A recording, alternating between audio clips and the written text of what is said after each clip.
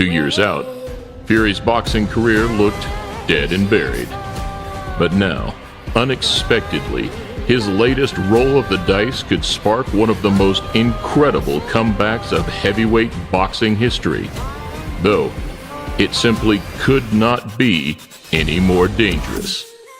Deontay Wilder, considered the most dangerous heavyweight of today with a record to match. A man who has knocked out or retired every single man he's faced as a professional.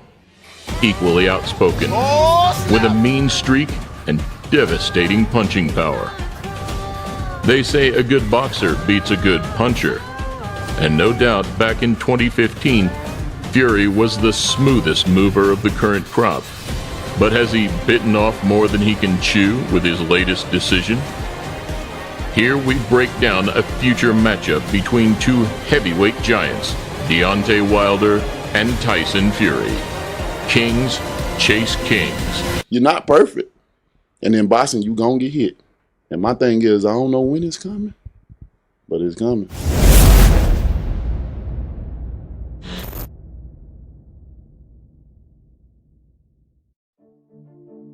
Because I was talking about it for a while, but everyone thought it was hot air, said I'd never get back. And it was really Deontay Wilder who spurred me on and gave me the ambition to return, because he said I couldn't do it.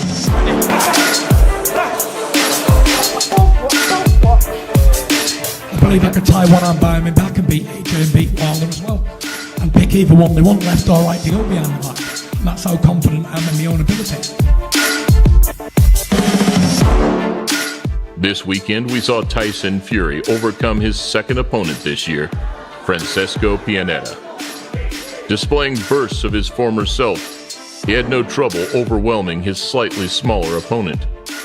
After the fight, true to his word, he continues claims that Deontay Wilder will be next in his audacious heavyweight comeback. Fury went to Germany to dethrone the legendary Klitschko. Will go to Las Vegas and dethrone the WBC champion, Deontay Wilder. Fury is a fighting man by name and by nature. Hit me like a man. Come on.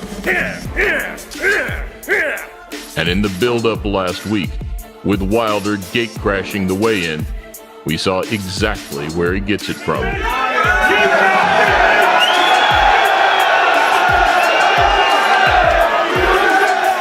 Since reaching the pinnacle of the sport, Fury fell out of love with the sport and into a dark downward spiral. With previous hints of a comeback, a 25-stone shadow of his former self was fooling nobody. Well, I'm on it, and I am like a boomerang. I always come back. But after overcoming personal battles tougher than any opponent in the ring, under the guidance of a young trainer, Ben Davison, a new, revived Tyson Fury could upset the boxing world again. He's just come back.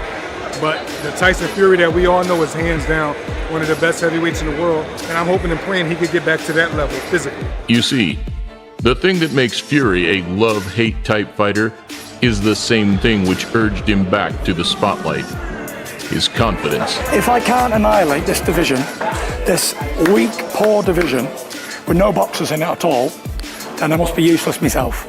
Knowing the skills he possesses, he genuinely believes he can take apart every single name in the mix. No doubt about it. Against Wilder, Fury will look to dominate from his height advantage. With surprisingly nimble footwork and incredible hand speed for a big guy, Fury is deceptively good and possesses excellent fundamentals. Though, lacking the one-punch knockout power of his opponent, he would aim to keep Wilder at arm's length, picking his shots in his trademark, unorthodox style. However, sometimes unorthodox works.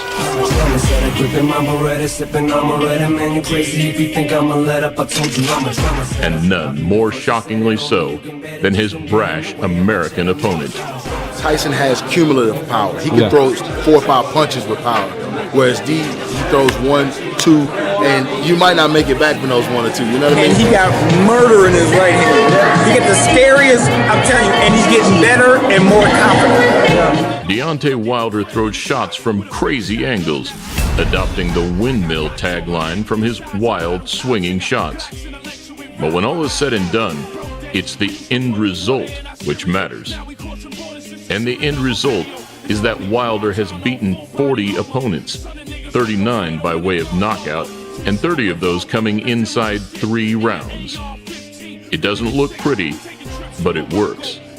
Wilder has athleticism on his side, lean muscle, and incredible power. His brawler style has so far suited him perfectly.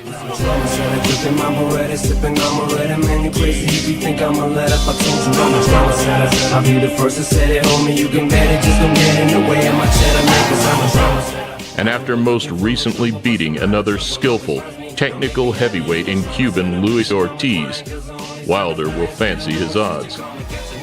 Coming back from being hurt in the fight, Wilder was able to embrace his identity as a fighter, finishing his opponent just like all the rest. Killer instinct like no other in the division. The question remains how Fury would react under such heavy fire. Everything I've been through, I will display it in the ring. And unfortunately, Fury has to be the one that received all this punishment. For me, Tyson Fury at his best is the best heavyweight on the planet. Wow. Which is unfortunate for them. All roads lead to the Gypsy King. You heard it here first. A 2-year age gap, including a height, reach, and weight advantage, all favoring the Englishman. And 2 unbeaten records, which speak volumes. Though it could prove to be the most decisive factor in the bout, it's hard to say which fighter has the better chin. Yet style-wise, the two couldn't be further apart. Fury, the more skilled and rounded fighter. Wilder, the more powerful and explosive of the two. Surprisingly, despite the layoff, bookmakers and pundits still believe Fury could enter the bout as the favorite. If things go to plan, and we see a December bout in Las Vegas, we can expect fireworks. 2 bulls that are going to be in a china shop, and they will throw insults and insults. They will be on each other because they want to get inside each other's head. Maybe everyone's gone mad and thinks Fury Wilder is this massive pay-per-view. Like, that's not the fight. The fight is Joshua Wilder. As Fury plots to disrupt Eddie Hearn's best-laid plans, the two would bring noise, drama, and mind games. But